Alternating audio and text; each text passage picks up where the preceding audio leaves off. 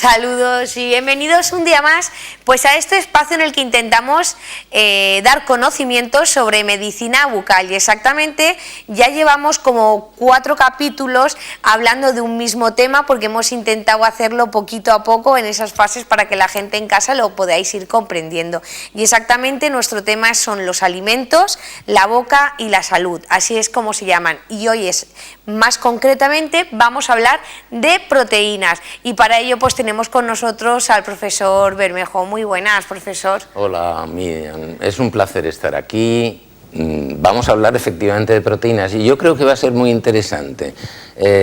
Vamos a tirar abajo mitos que todo el mundo cree entender de las proteínas y darle conocimientos a la gente, porque lo que intentamos es que tengan una salud lo más digna posible, sobre todo ya no solamente por la boca, sino por todo el conjunto en general. Y sí, y otras veces lo hemos comentado, lo que es bueno para tu salud también lo es para la boca, lo que es bueno para tu boca va a ser bueno para tu salud, ya lo verás.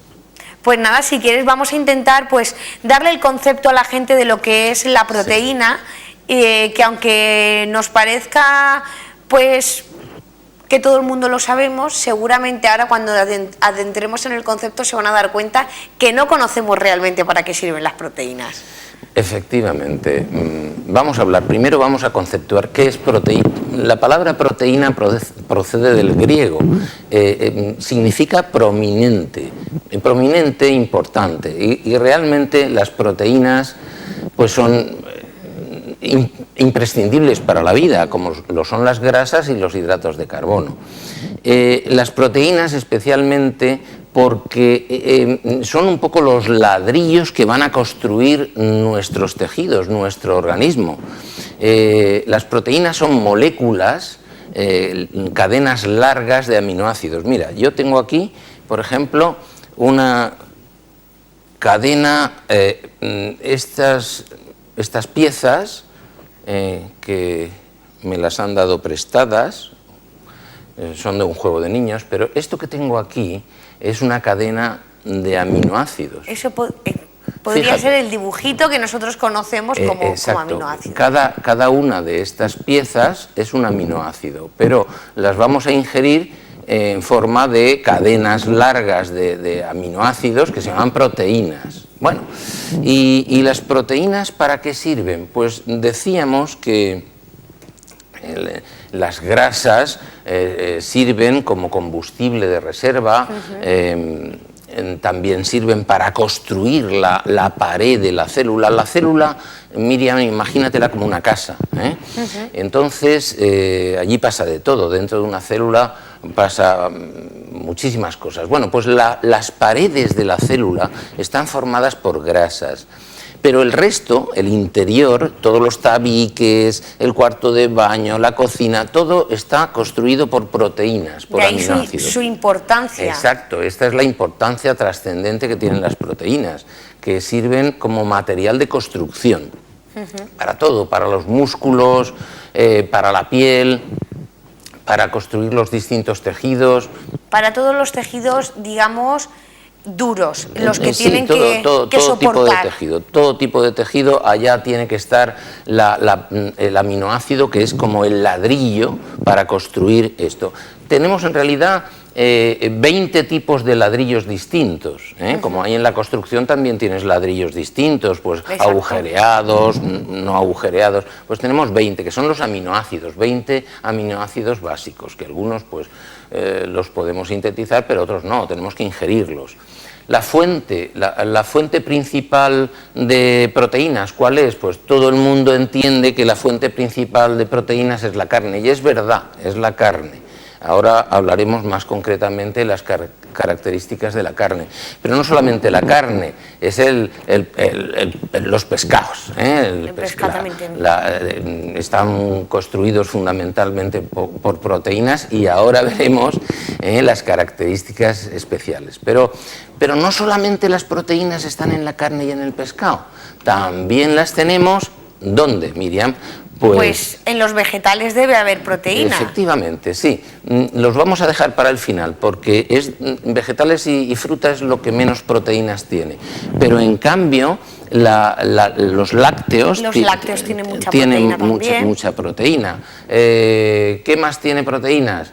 Pues frutos secos. Los frutos secos tienen proteínas también. Los frutos secos son una maravilla porque tienen hidratos buenos, tienen ácidos grasos buenos y además tienen proteínas, o sea que es un alimento muy completo.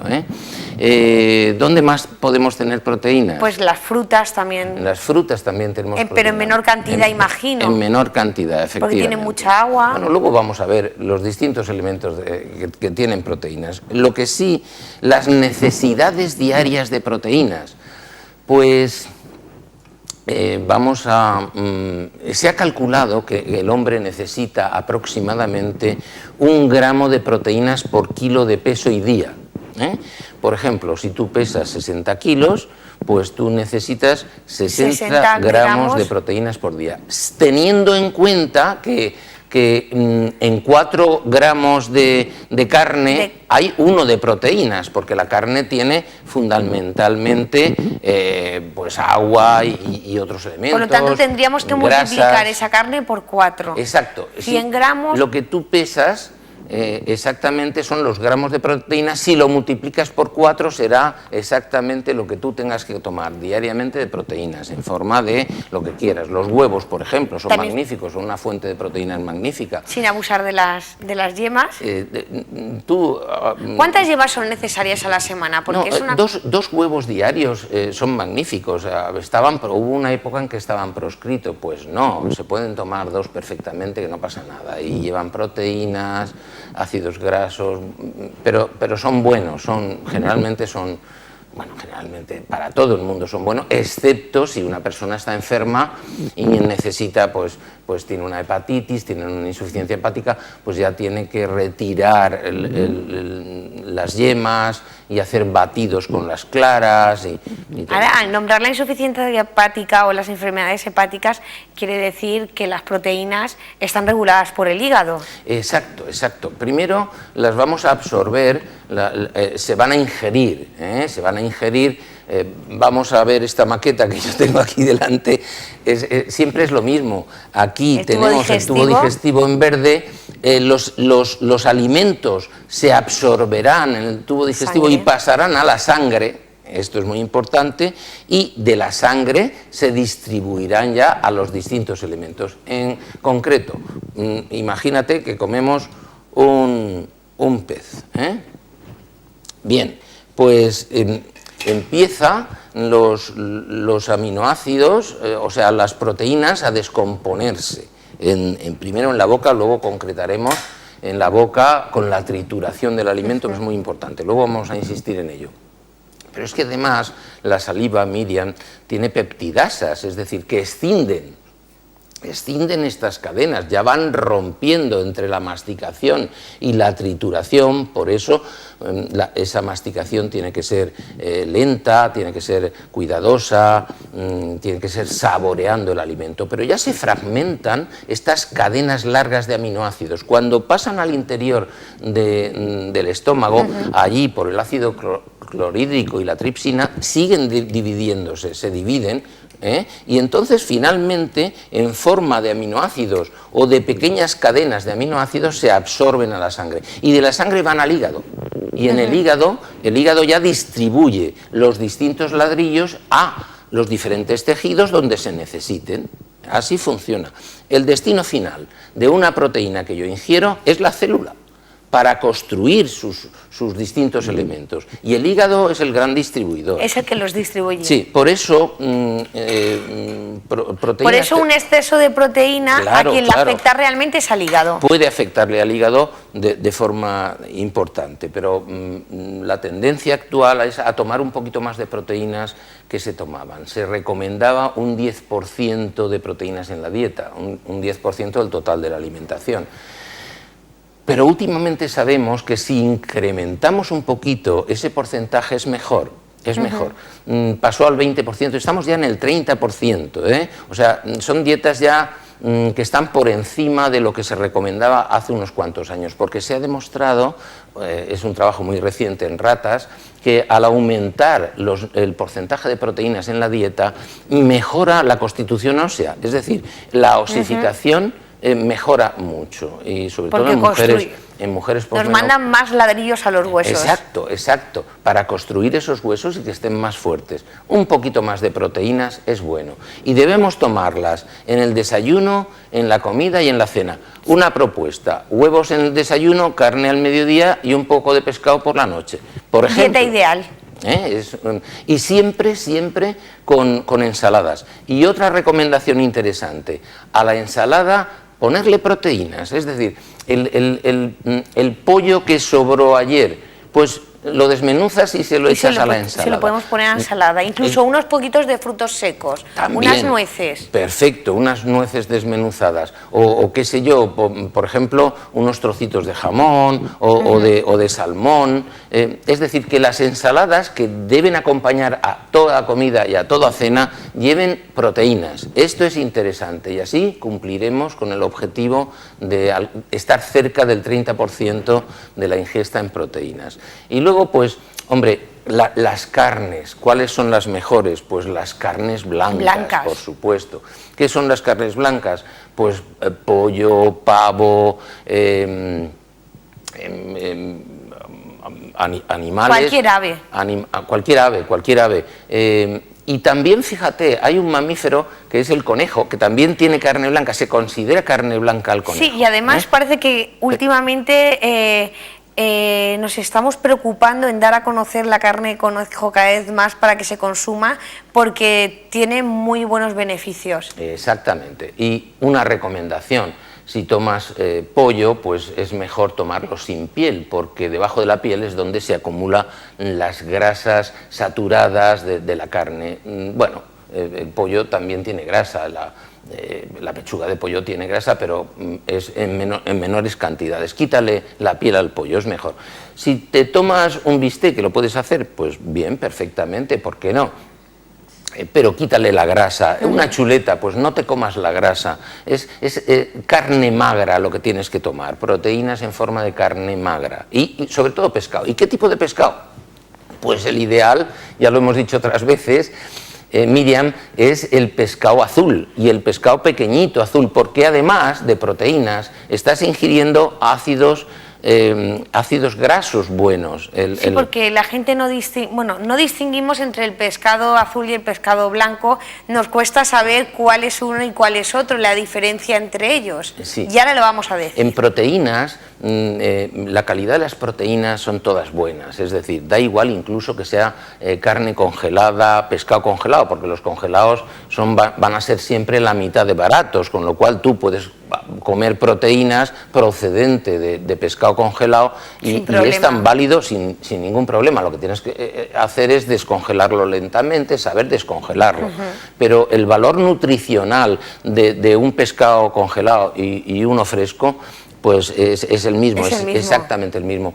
¿Por qué boquerones? ¿Por qué sardinas? Porque llevan ácidos buenos, porque llevan grasas buenas, insaturadas, son buenas, como el aceite de oliva también es una grasa insaturada magnífica. Por eso es mejor el pescado grande. Los pescados muy grandes llevan más tiempo en el mar y ingieren más mercurio y metales pesados. Entonces es mejor el pescado que esté próximo, y sobre todo comprárselo a tu pescatero de toda la vida, que sabes que no te va a dar un buen producto. Bien. Por lo tanto, la sardina, el boquerón. Sí. Y luego, pues, el pescado blanco también es rico en proteínas, y ya digo, si está congelado o no. Pero existen proteínas malas.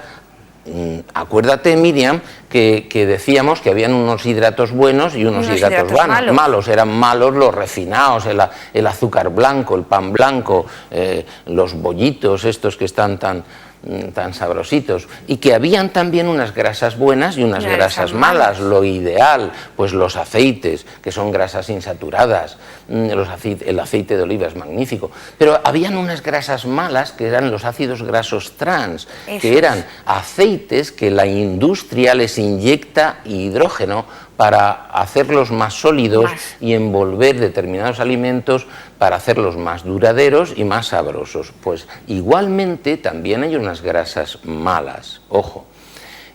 Alimentos malos, proteínas malas, quería decir. Todas las que hemos citado son buenas todas, excepto aquellas carnes que han sido elaboradas por la industria. Por ejemplo, carnes envasadas, que llevan conservantes, que llevan, por ejemplo, pues compras un pollo que resulta que tiene forma de pollo, pero en realidad es un triturado de elementos cárnicos que llevan conservantes, pues todo lo que haya pasado. No, ¿quieres un pollo? Cómprate un pollo, si es así de fácil. Los rebozados tampoco son buenos.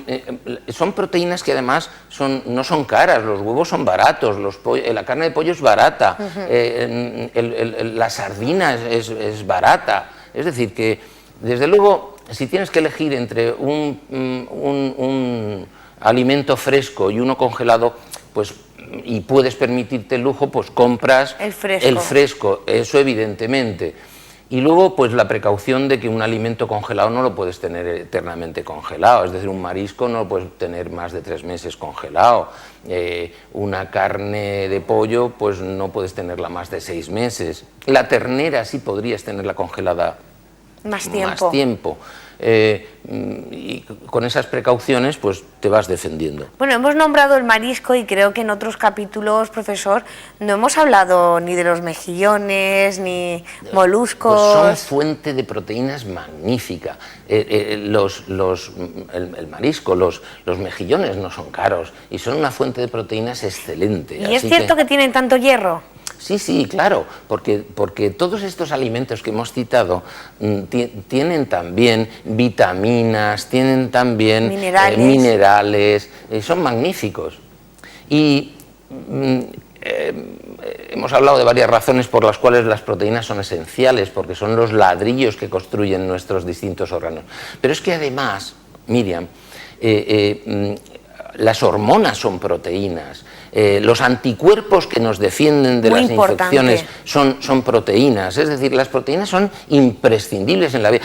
Las enzimas que hace que nuestra digestión pues, sea adecuada, pues también son proteínas, es decir, las proteínas son esenciales para la vida, son fundamentales y hay que comerlas todos los días.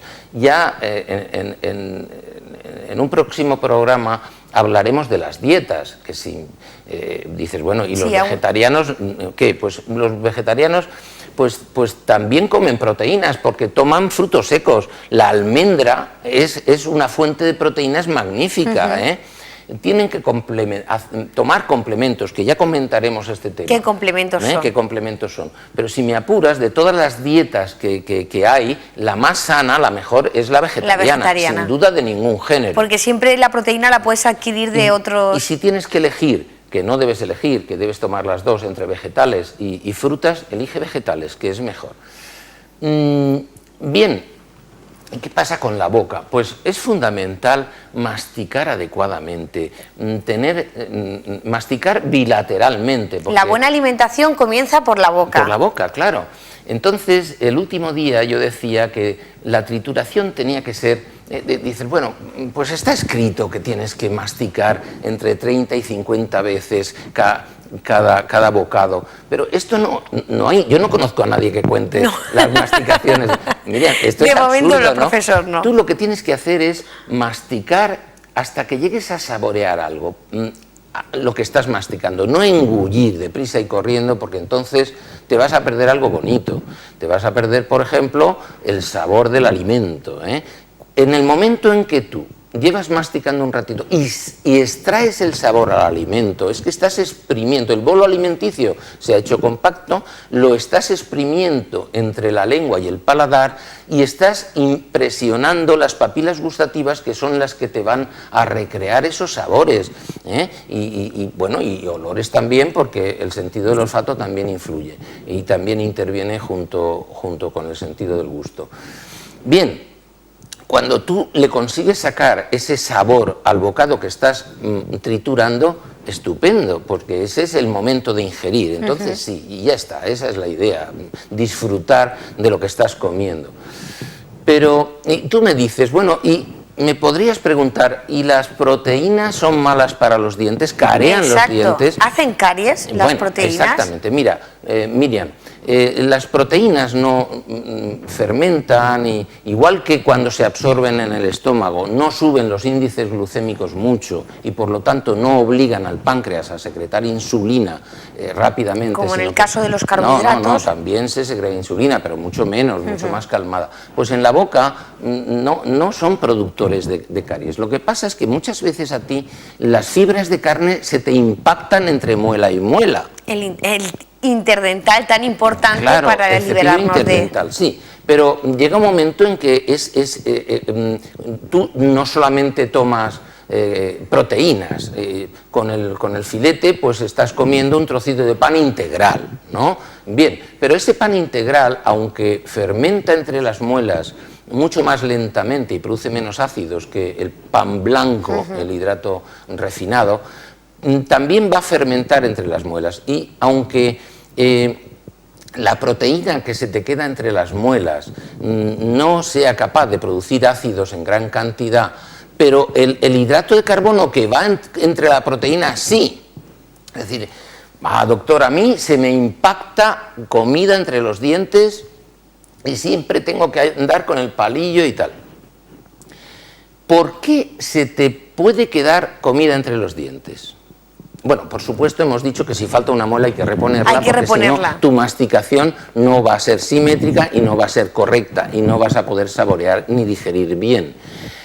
Pero además hay otras dos razones por las cuales se te puede quedar comida entre los dientes. Una es que tengas una carie, así que si se te queda comida entre los dientes, lo que tienes que hacer es ir al dentista, porque algo está pasando. Los dientes tienen unos puntos de contacto perfectos que algo de comida pasará. Después de comer tienes que limpiarte el espacio interno, pero no va a pasar en grandes cantidades. Si está pasando comida, alerta, porque puedes tener una carie que se está iniciando y que no produzca dolor. La segunda razón por la cual se mete comida entre los dientes es que tú tengas un empaste, una obturación mal reconstruida, o una corona que no contacta bien con la muela de al lado. Los puntos de contacto tienen que ser exactos. Y yo te voy a explicar cómo hace unos años pusimos a punto una técnica de reconstrucción de puntos de contacto que tienen que ser perfectos, porque si no se te meterá la comida. Si el empaste no está correctamente hecho y tú, el profesional, tiene que hacer dos cosas: utilizar un material perfecto y utilizar una técnica perfecta. Eso es lo que manda el código deontológico médico, utilizar los mejores materiales y las mejores técnicas. Si el empaste está hecho con prisas y no está hecho con los materiales ideales, se meterá comida entre muela y muela, y entonces tendrás que andar todo el día hurgando entre los dientes. Exacto. Y yo te voy a enseñar cuál es esa técnica que pusimos en marcha hace unos años. Hay fotos de ellos para que la gente que está en casa... Bueno, vamos a hacerlo... O vamos a hacerlo... mira, tenemos la maqueta, que con la maqueta también se va a ver muy bien. Tenemos una maqueta que yo creo que sí que vamos a poder verla con normalidad. Imagínate que tenemos... Eso es. Que tenemos una muela que se ha careado. Entonces, si se ha careado, pues lógicamente entre una muela y otra lo que sucede es que aparece un hueco. Por ese hueco se cuelan las fibras de carne que se impactan en la encía que queda entre diente y diente. Que llegan hasta la encía. Efectivamente. Y entonces te duele, pero no te duele, te duele la encía. Lo que te molesta es la encía, la fibra de carne que se impacta ahí. Bueno, pues hace unos años pusimos a punto una técnica que hemos dado en llamar técnica de minimatrices, porque esto está ya en el mercado, pues hay matrices ya perfectamente conformadas, preformadas, pero nosotros lo que hacemos es utilizar un material finísimo para reconstruir la pared de la muela rota. Esto es como encofrar, es un encofrado, pero un encofrado que hacemos con unos materiales especiales, ya digo, súper finos para que no hayan los mínimos espacios entre muela y muela. Los modelamos, los individualizamos para cada muela, porque las muelas, Miriam, evidentemente lo que tienen es una forma irregular, es decir, tienen, la corona es acampanada, y lo que nosotros hacemos es individualizar la matriz para que se adapte y se ajuste perfectamente a la muela que estamos reparando. Para eso utilizamos tijeras, redondeamos, muy cuidadosamente individualizamos. Con modeladores especiales le damos la forma exacta que la matriz tiene que tener para tu muela, para la que yo estoy reconstruyendo, porque si yo utilizo un material que no está individualizado, luego tu muela no tomará la forma, el empaste no tomará la forma de tu muela. Lo adaptamos perfectamente al espacio que hay entre muela y muela, y ahí lo que hacemos es acuñar con una serie de cuñas también individualizadas, lo hacemos y aplastamos los espacios que tienen que quedar entre muela y muela, los apretamos contra la muela para que ajuste. Aquí lo podéis ver. Nosotros estamos poniendo unas cuñas especiales individualizadas para la muela concreta, para la forma concreta de esa muela, y ahora impactamos el material también de una forma muy especial. Repito, en el mercado hay unas matrices especiales, pero nosotros las individualizamos para esa persona concreta, para esa muela concreta, para que la muela reciba su forma original. Y una vez que hemos colocado el material también con una técnica especializada, entonces lo retiramos todo. Retiramos las cuñas, retiramos la matriz, cuando el material ya está endurecido. Y entonces se adaptará perfectamente a la muela que tenemos delante. Es un proceso muy laborioso, además. Sí, prácticamente pero sois arquitectos de la boca, claro. Incluso a ver, escultores. Te digo una cosa, Miriam, nosotros conjugamos ciencia con técnica, es decir, hacemos algo que no es habitual en otras especialidades. Tenemos que utilizar unas técnicas perfectas, tenemos que utilizar la ciencia para saber qué estamos construyendo y qué estamos haciendo, y sobre todo saber mucha anatomía. Yo te voy a contar una anécdota. En la carrera de medicina estuve 2 años, durante 2 años seguidos, yendo a la sala de disección de 8 de la mañana a 10 de la mañana. Teníamos que almorzar allí, al principio era duro, pero después no, porque a las 10 de la mañana teníamos otra clase y no podíamos perder el tiempo. 2 horas todos los días durante 2 años. Además de eso, fui profesor de anatomía durante 10 años, como ya sabes, en la Facultad de Medicina de Alicante. La anatomía es fundamental. Es fundamental conocer la anatomía para reproducirla exactamente, porque cada muela es diferente. Tus muelas, tu primer molar inferior es diferente a mi primer molar inferior. Y yo tengo que devolverle la forma exacta para que no se te metan fibras de carne e hidratos de carbono que fermenten entre muela y muela. Al margen de que tú, después de comer, evidentemente utilices el espacio interdental. Pues me sorprende muchísimo esa forma de matrices, sobre todo porque la gente igual en casa pensaba que lo típico de tengo una muela picada, que es lo que dice, tengo una caries, voy a reconstruírmela, y piensan que es, pues nada, voy a rellenar este hueco con un poco de masilla, así a la voz de pronto y ya está, pero no, es un proceso muy laborioso para que las muelas queden perfectamente. Y luego has mostrado el lateral de la muela, por el tema de que estábamos hablando, ha mostrado justo esos puntos de contacto, pero la zona de arriba también es muy difícil de conseguir, lo que es la corona de la muela. Tienes que tener mucha paciencia, Miriam.